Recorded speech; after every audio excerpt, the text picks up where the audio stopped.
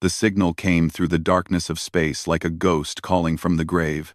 It was weak and broken, cutting in and out every few seconds. But it was there. Someone was asking for help from a place where no one should be alive. Captain Jinwoo stood on the bridge of the Earth vessel Horizon and stared at the screen. The signal's location blinked like a red wound on the star map. Planet Varix. The name alone made the alien crew members step back in fear. "Captain," said the navigation officer, a tall, blue-skinned being named Kolvar. "That signal comes from the quarantine zone. We cannot go there. It is forbidden by the Galactic Council." Jinwoo did not take his eyes off the screen. He was a man of 40 years, with a face that had seen too many battles and not enough rest. His black hair was cut short, and his dark eyes held the kind of calm that only came from walking through fire and surviving. "How long has that quarantine been active?" Jinwoo asked. Kolvar checked his datapad with shaking hands. 10,000 years. "Captain. The planet was sealed before my species even discovered space travel. Every expedition that tried to land there has died. Every single one." The bridge fell silent. The Horizon was a mixed crew. Half were humans from Earth, and half were aliens from different parts of the galaxy. The humans looked at the screen with interest. The aliens looked at it with pure terror. Lieutenant Hana walked up to stand beside Jinwoo. She was the ship's second in command. A woman in her early 30s with sharp eyes and a sharper mind. She had served with Jinwoo for 10 years, and she knew that look on his face. He was not going to ignore this signal. "The records say Varix killed over 200 expeditions," Hana said quietly. "The atmosphere is poison. The radiation levels are extreme. And the creatures that live there." She paused and looked at the data. "They say some of them are bigger than our ship." Jinwoo finally smiled.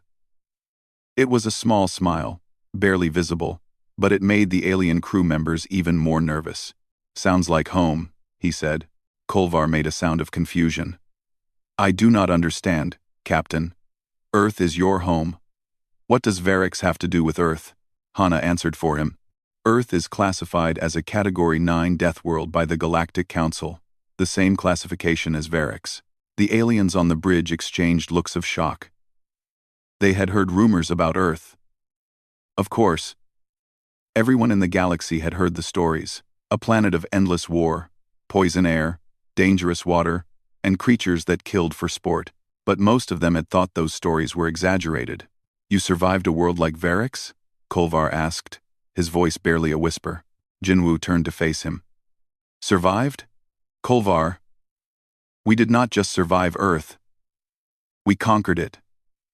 We tamed it. Every poison, every predator, every disaster that tried to kill us, we fought back, and we won. That is what humans do." The distress signal crackled again through the speakers. This time, they could hear a voice. It was faint and desperate, speaking in an old alien language that the translation system struggled to decode. "Help. Trapped. Station. Please. Anyone." Engineer Teho looked up from his console. He was a large man with thick arms and a face that always seemed to be thinking about something complicated. "Captain, I am picking up more data from the signal. It is coming from an old quarantine station in orbit around Varix. The station is still functioning, but barely. Life support is failing." "How many survivors?" Jinwoo asked. Teho worked his console for a moment. "I cannot tell. The signal is too weak. But there is definitely someone alive up there." Kolvar stepped forward again. "Captain, please. The Galactic Council sealed that system for a reason. The quarantine is enforced by automatic defense platforms. If we enter that space, we will be fired upon.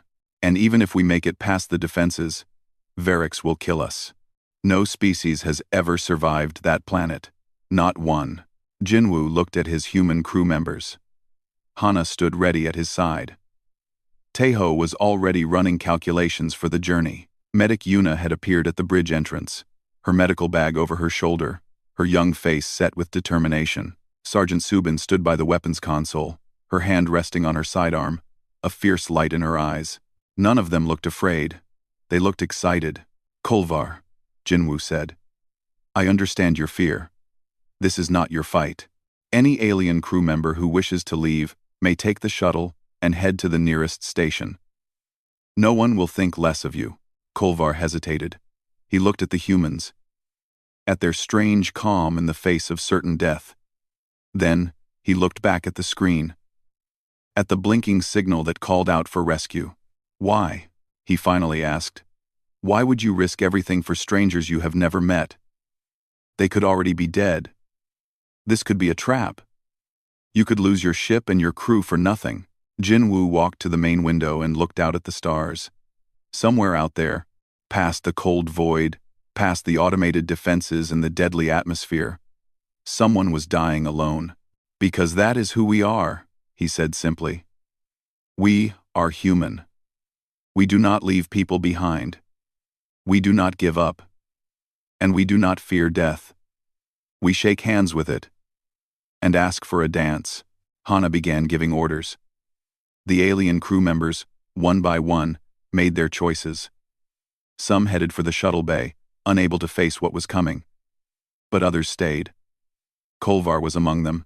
If I am to die, the blue-skinned alien said quietly, I would rather die understanding what makes humans so different from the rest of us. The horizon changed course. Its engines burned bright as it turned toward the Forbidden Zone. Toward Verix. Toward the oldest Deathworld quarantine in galactic history. The Galactic Council received word of their approach within hours. Warning messages flooded the communication system. Threats of arrest, promises of punishment, orders to turn back immediately. Jinwoo had Taeho cut the channel. They can arrest me when we get back, he said. If we get back, the journey to the quarantine zone took 3 days. 3 days of preparation. 3 days of checking equipment. 3 days of wondering if they were flying toward their deaths. Yuna worked in the medical bay, preparing medicines and vaccines for every possible disease. Taeho modified their suits to handle extreme radiation and toxic atmospheres. Subin trained the security team until they could fight in their sleep. And Hana studied every piece of information ever recorded about Verix. The planet was a nightmare, made real. Its atmosphere was filled with microbes that could eat through metal. Its surface was covered in jungles filled with predators that made Earth's dinosaurs look like house pets. Its oceans boiled with acid. Its storms could level mountains. This planet should not exist, Hana said to Jinwoo on the second night. Everything about it is designed to kill. How could anything survive there for 10,000 years? Jinwoo looked at the data on her screen. The same way anything survives, anywhere. It adapted. It got stronger. And now we have to be stronger than it. On the third day, they reached the edge of the quarantine zone. The automated defense platforms powered up, their weapons locking onto the horizon. Warning lights filled the bridge. All hands, Jinwoo announced over the ship's speakers. This is the captain. We are about to enter the Verix quarantine zone. What happens next will be dangerous. What happens after that will be worse. But somewhere out there, someone is waiting for help. And we are going to find them. He paused and looked at his crew. Humans and aliens alike stood at their stations, ready for whatever came next. Let us show the galaxy what humans can do.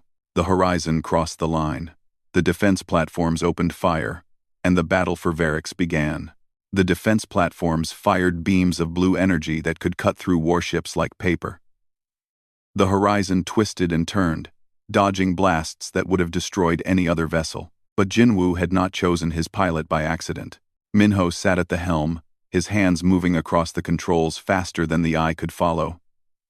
He was young, barely 25. But he flew like he was born in the stars. His face showed no fear, only focus.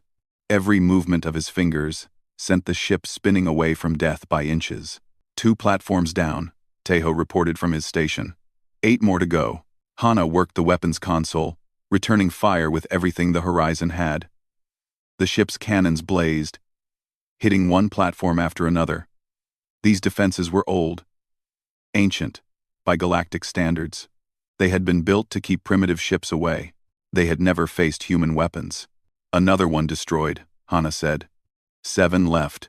Minho pulled the ship into a tight roll as 3 beams passed through the space where they had been a second before. I cannot keep this up forever, Captain. These things are fast. Jinwoo watched the battle with calm eyes. He had seen worse. He had fought in the resource wars on Earth, had commanded ships against pirates in the outer colonies, had faced death so many times that it felt like an old friend. Taeho, he said. Can you hack their systems?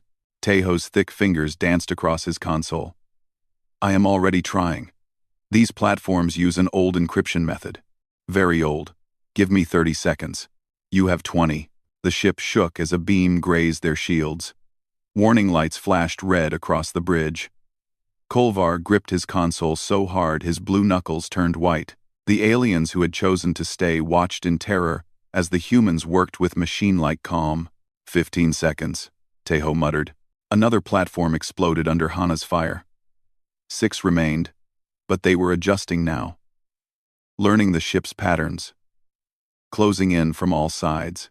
Minho, bring us around behind the nearest platform, Jinwoo ordered. Use it as cover. The young pilot obeyed without question. The horizon swooped down and around, putting a defense platform between them and the others. The platforms hesitated, unwilling to fire on their own. 10 seconds, Taeho said. A beam punched through their rear shields. The ship groaned. Somewhere below deck, metal screamed as it twisted. An alarm began to wail. 5 seconds. Minho pushed the engines harder. The horizon shot forward, out of the killing zone, buying them precious time. Done, Taeho shouted. Every defense platform in the zone went dark. Their lights flickered and died. Their weapons powered down. 10,000 years of automated protection, ended by one human engineer. In 20 seconds, the bridge erupted in cheers. Even some of the aliens joined in, relief flooding their faces. They had made it past the first obstacle.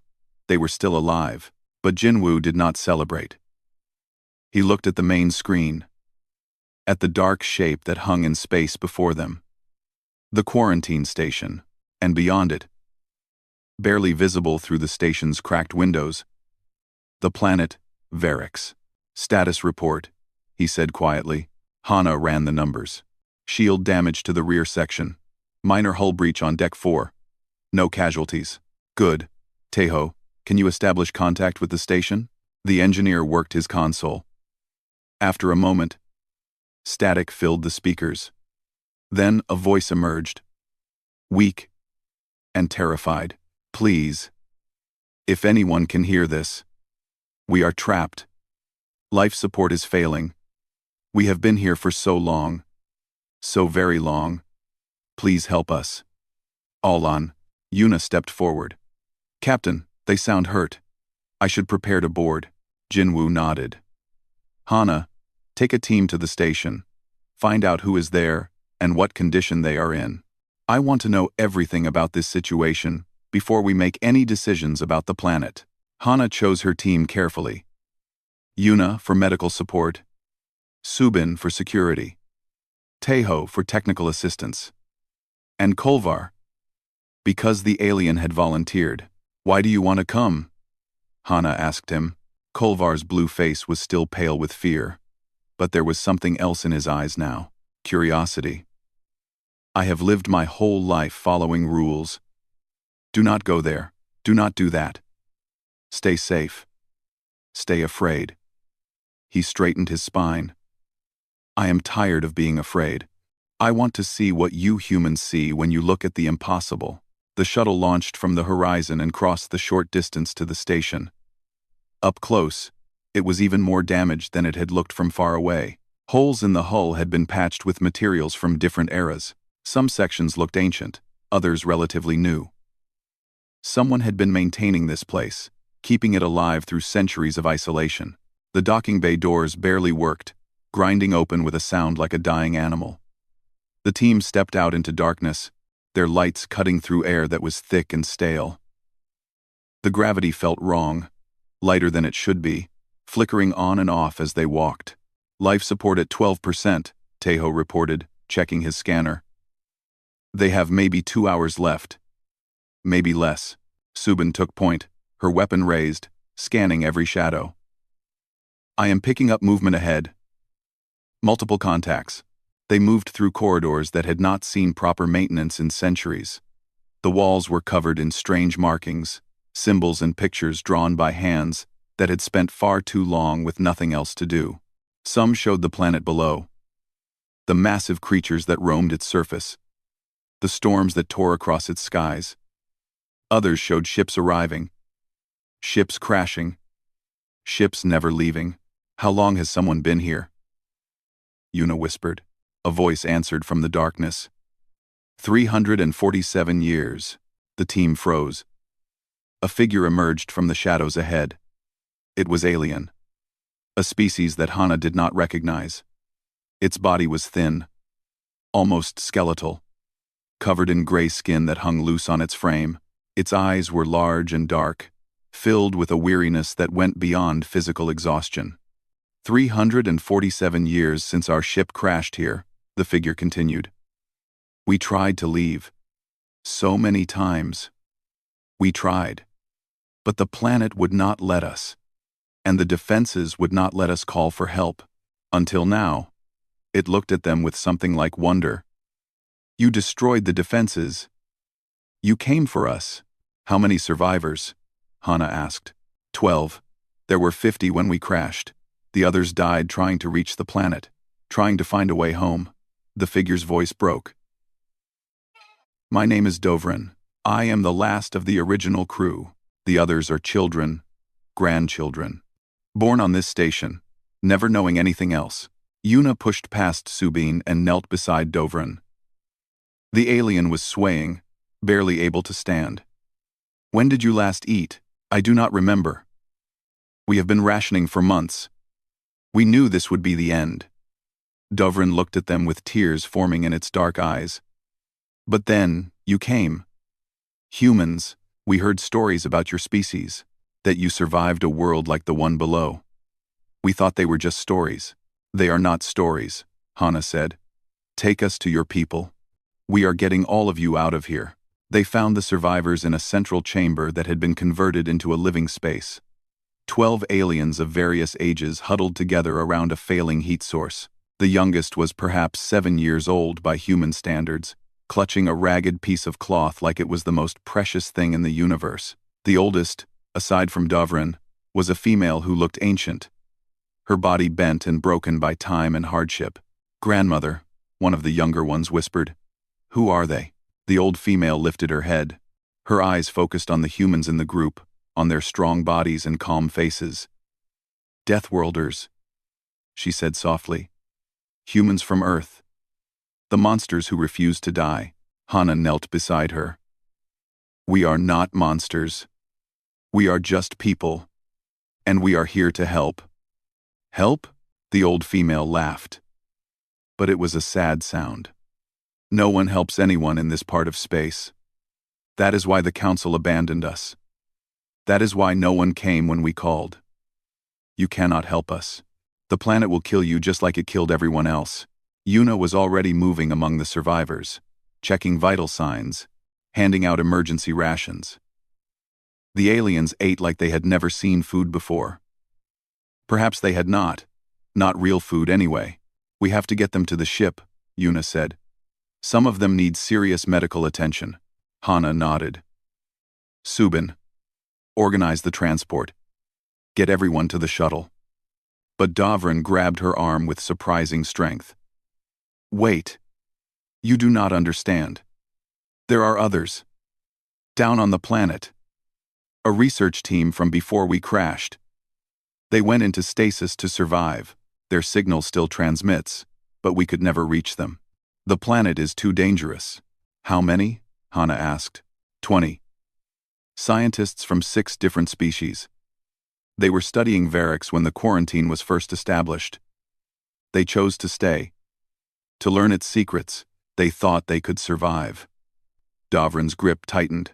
No one has heard from them in centuries. But their stasis pods are still active. They might still be alive. Hana looked at Subin. then at Taeho, then at Kolvar. She thought about what Jinwoo would say, what he would do. She already knew the answer. Then we will go get them too. Dovren stared at her like she had lost her mind. Did you not hear me? The planet will kill you. Nothing survives down there. Nothing. Hana smiled. It was the same smile Jinwoo had worn on the bridge of the horizon. The smile of someone who had heard the word impossible too many times to believe in it anymore. Watch us. The survivors from the station were transferred to the horizon within the hour. Yuna stayed with them, treating wounds that had been ignored for decades, feeding bodies that had been starved for months.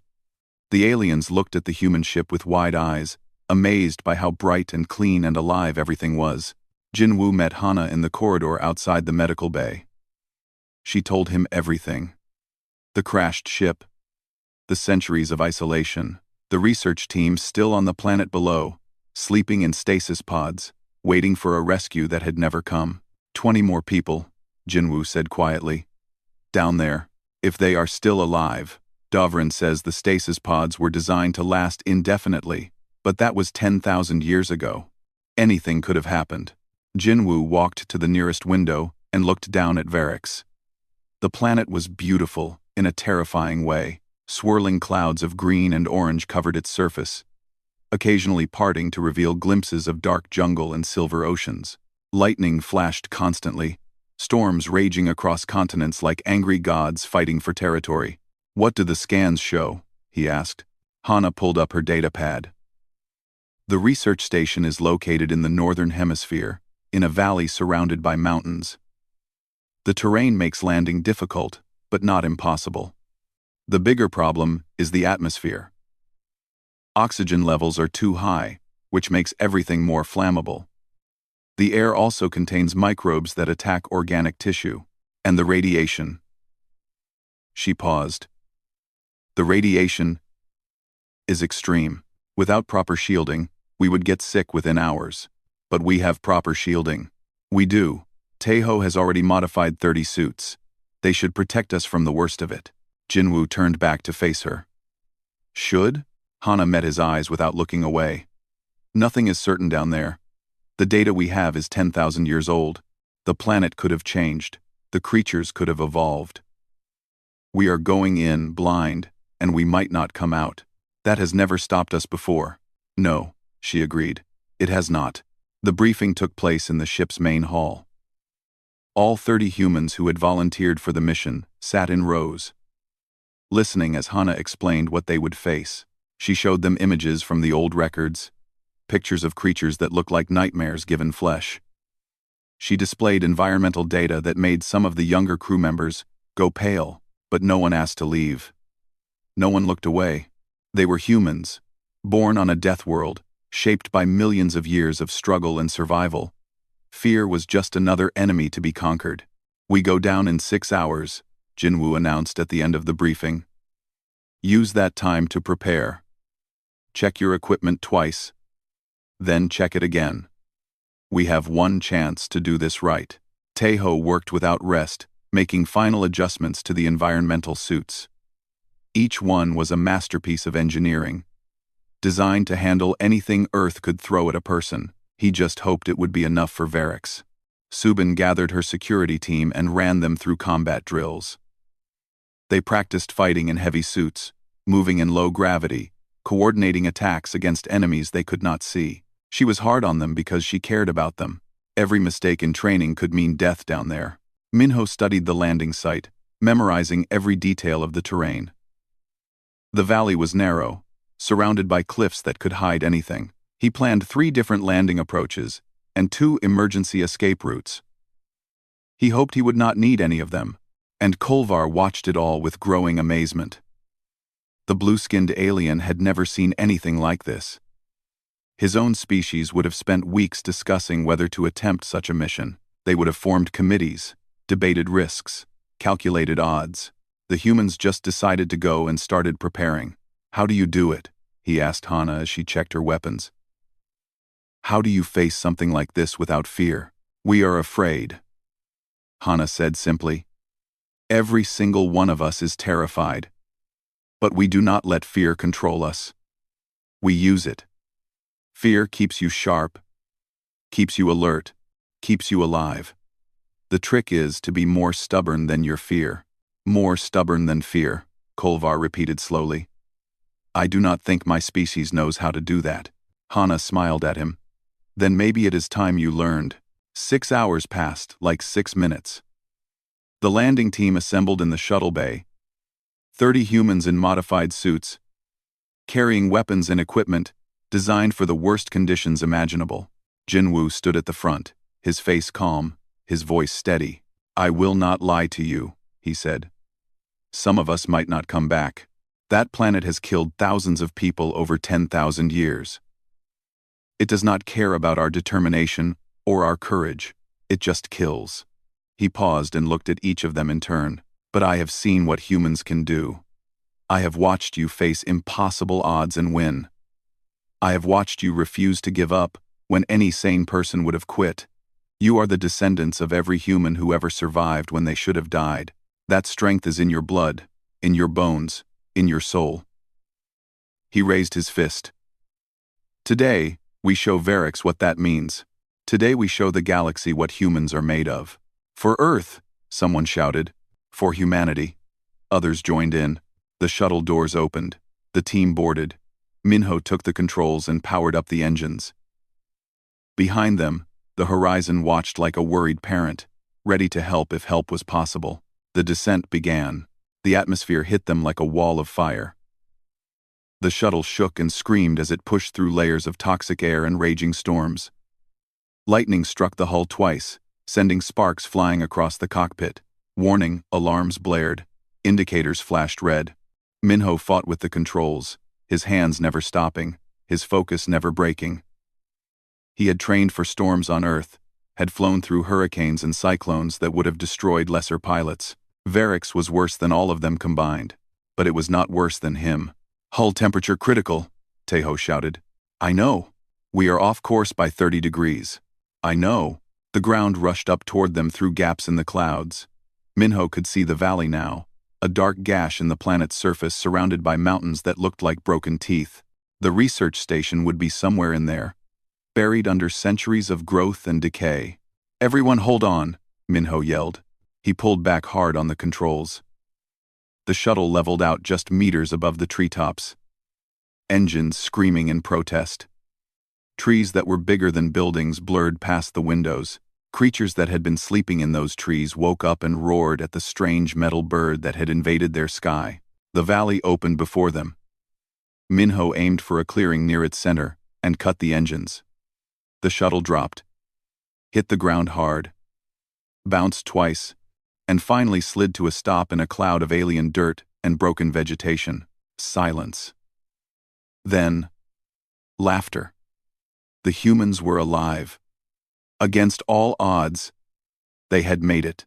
Status check, Jinwoo commanded. Everyone reported in. No injuries. No suit breaches. The shuttle was damaged, but could still fly. They had done the impossible. They had landed on Varix. Seal your helmets, Jinwoo ordered. We step outside in 2 minutes. The airlock opened with a hiss. Jinwoo stepped out first, his boots touching alien soil that no human had ever walked on before. The air around him shimmered with heat and strange particles. His suit's filters worked overtime to keep him breathing clean air. The valley was like something from a fever dream. Plants with leaves, the color of blood, reached toward a sky that was more orange than blue. The ground was soft, almost spongy, covered in moss that glowed faintly in the dim light. Sounds filled the air, calls and cries and roars from creatures they could not see. Beautiful, Hana whispered.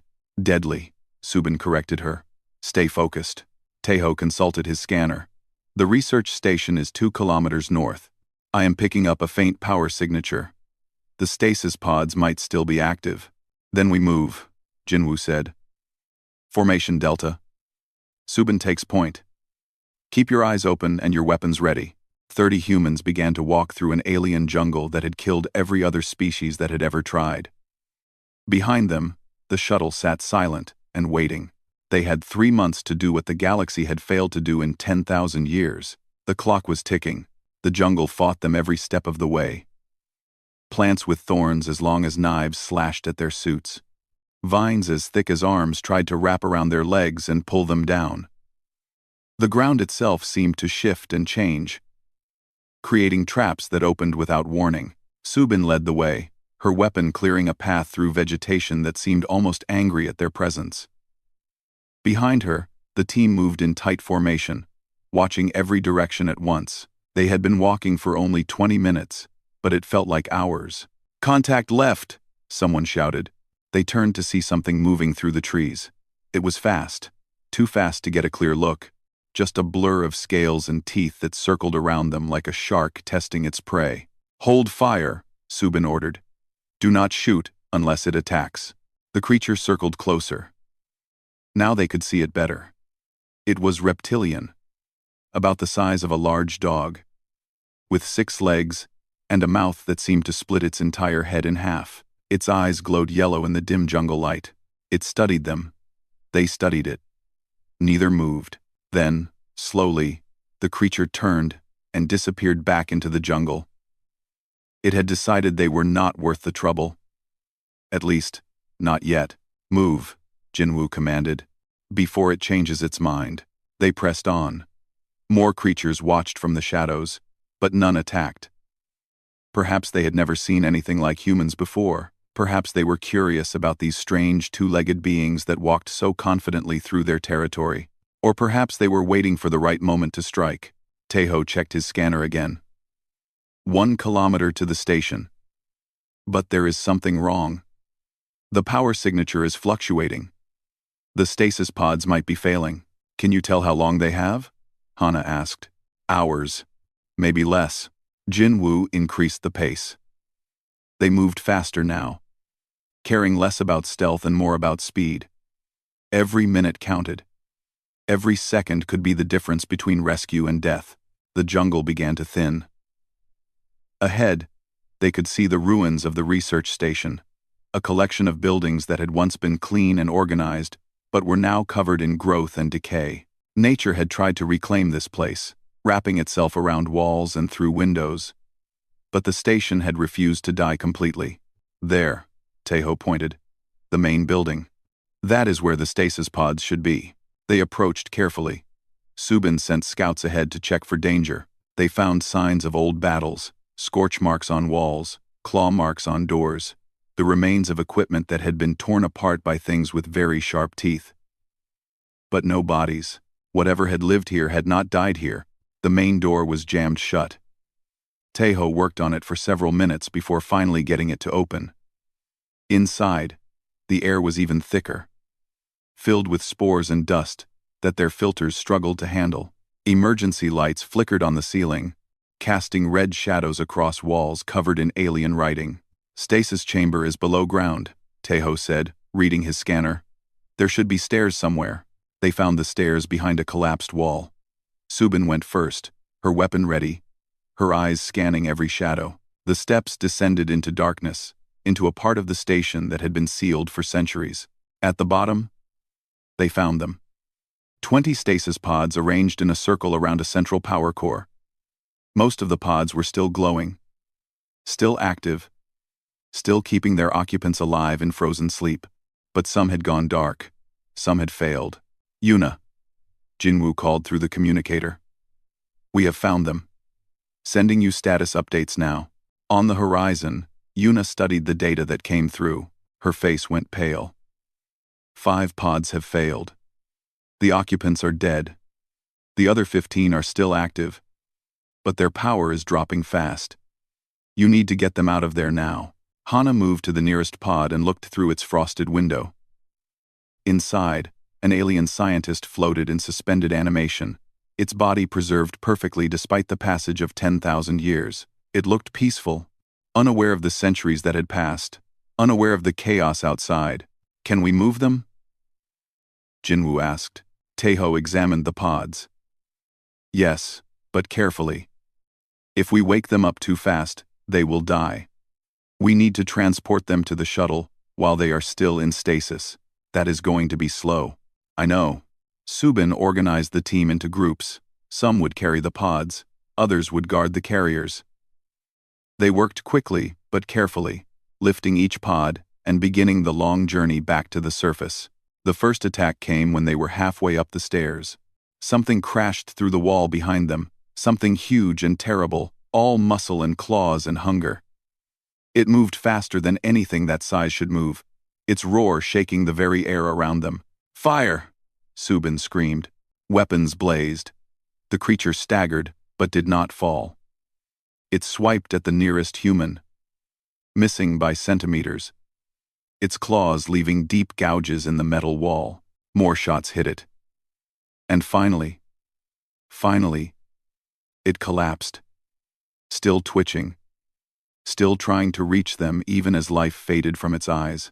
"Is everyone okay?" Jinwoo demanded. "One injury," someone reported. "Minor suit damage. Seal is holding. Keep moving. There will be more." They pushed forward, faster now, knowing that the sound of their weapons had announced their presence to every predator in the area. The jungle outside had gone quiet. That terrible silence that came before violence. They burst out of the station just as more creatures emerged from the trees. Dozens of them, drawn by the noise and the smell, hungry for prey that was already weakened and burdened.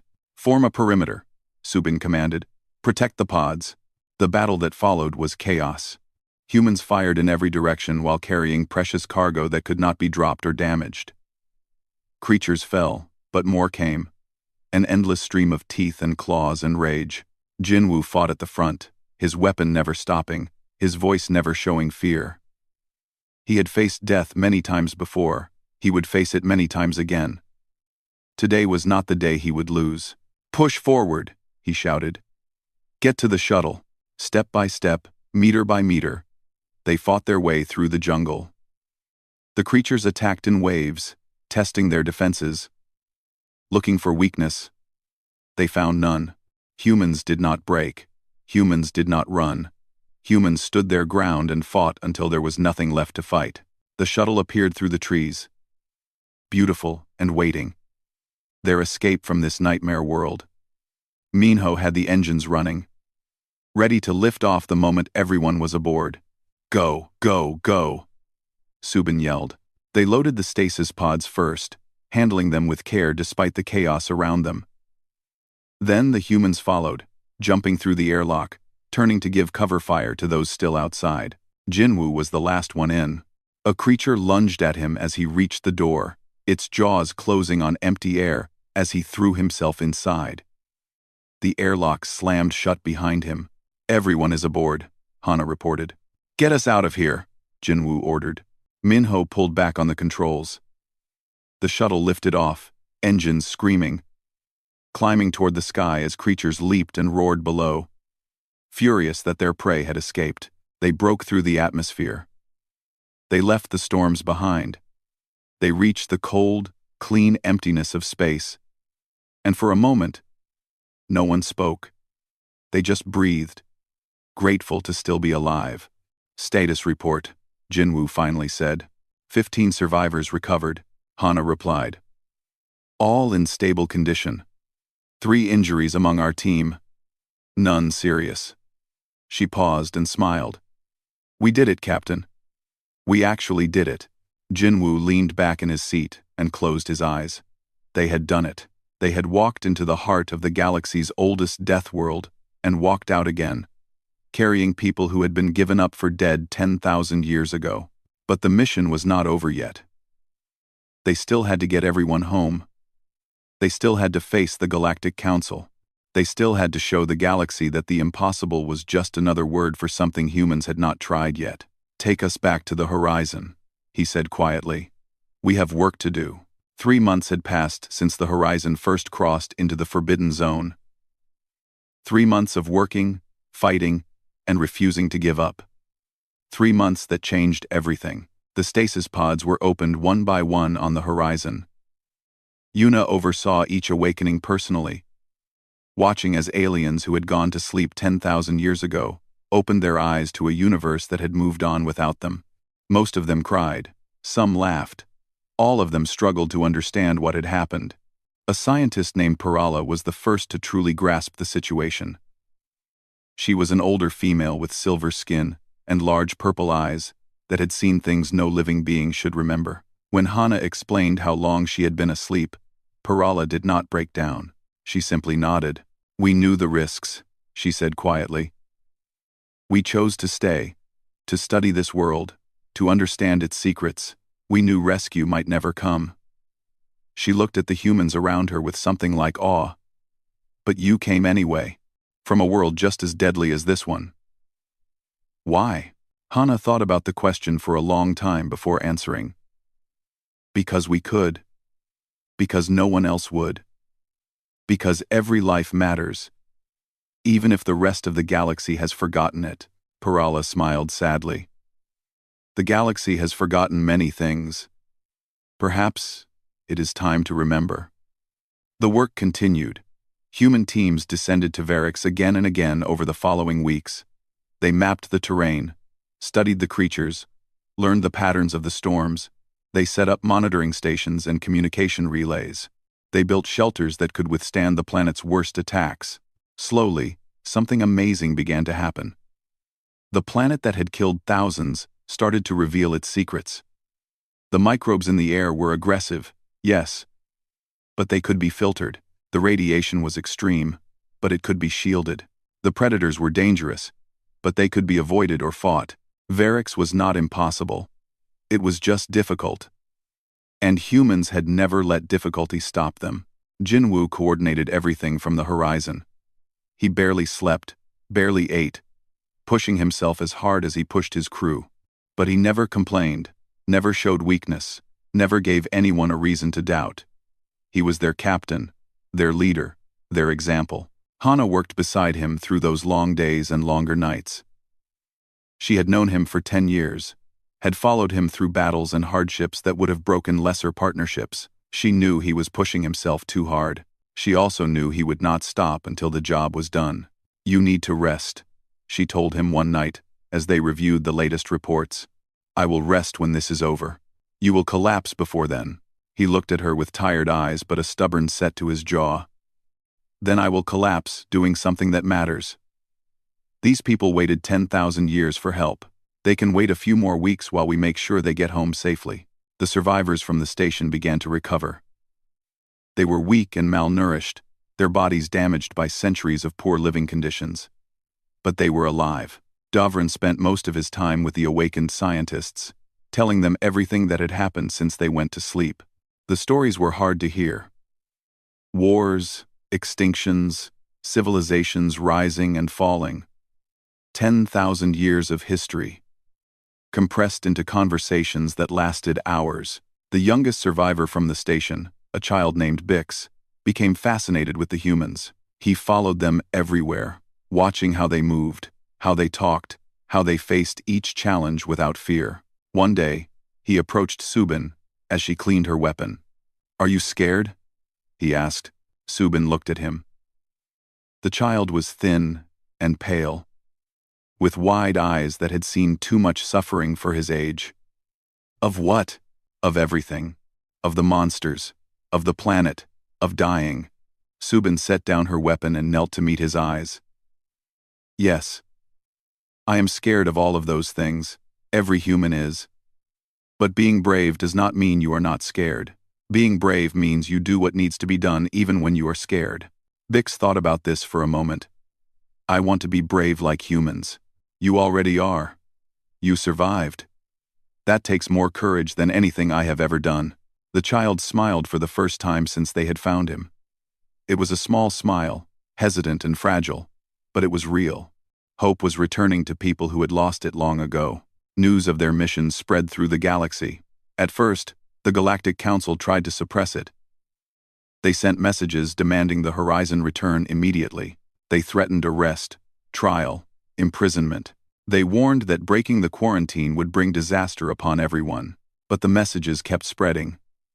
Stories of humans walking on Varix, surviving its horrors, rescuing people who had been abandoned. The galaxy began to pay attention. Other species began to ask questions. Why had the Council given up so easily? Why had they left people to die?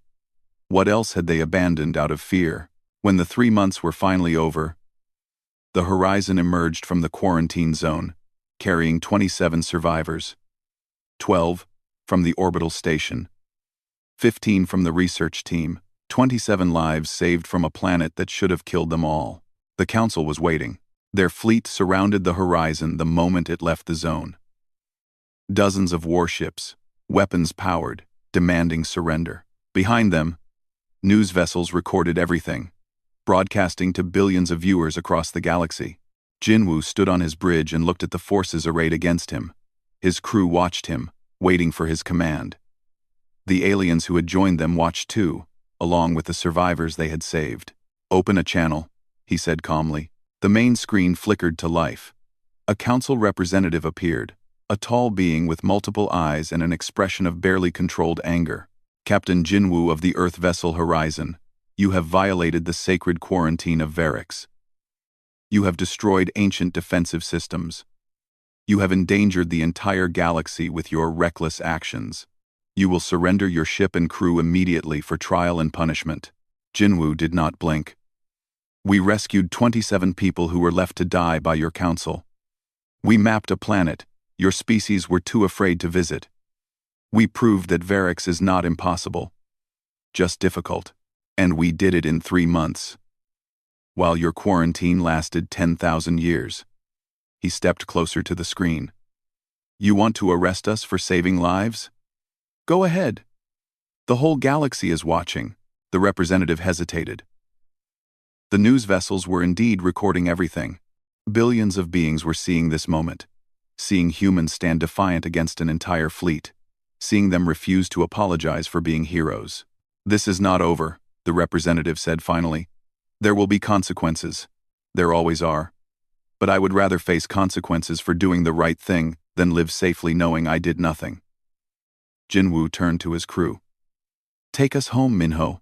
The horizon moved forward, passing through the fleet of warships that did not fire, past the news vessels that recorded their departure, into open space that led toward Earth. Behind them, the quarantine zone sat empty and quiet. The defensive platforms were destroyed.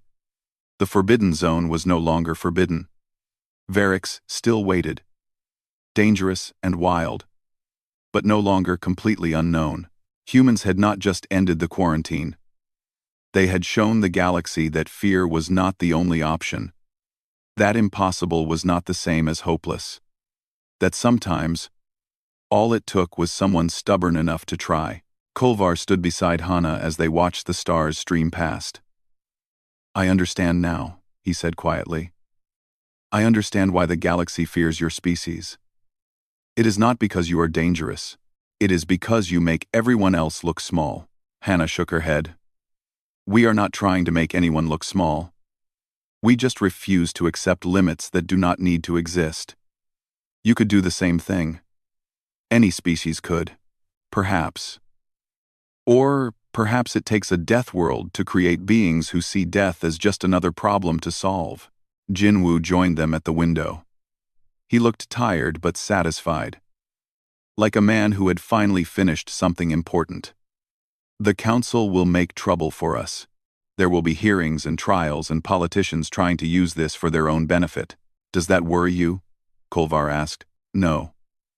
Because while they argue, other species will look at what we did and wonder what they could do. Other ships will cross other forbidden lines. Other heroes will save other people who were given up for dead." Jinwoo smiled. "We did not just end a quarantine today. We started something bigger. We reminded the galaxy that the universe belongs to those brave enough to explore it." The horizon sailed on through the stars, carrying its crew of humans and aliens, its cargo of rescued survivors, its message of hope and defiance. The galaxy's oldest Deathworld quarantine had lasted 10,000 years. Humans had ended it in 3 months, and they were just getting started.